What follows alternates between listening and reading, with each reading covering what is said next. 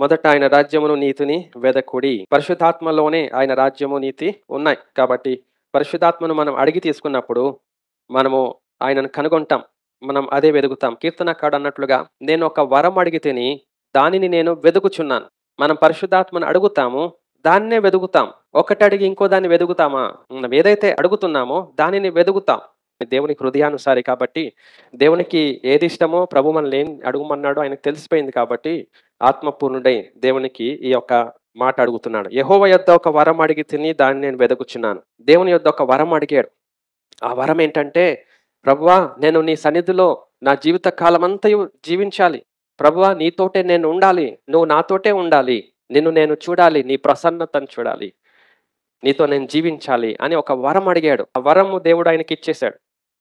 దావీదుకి ఇచ్చేశాడు. అడుగు ప్రతివాడు పొందుకుంటాడు, అడుగు ప్రతివానికి ఇయ్యబడును అని చెప్పాడు.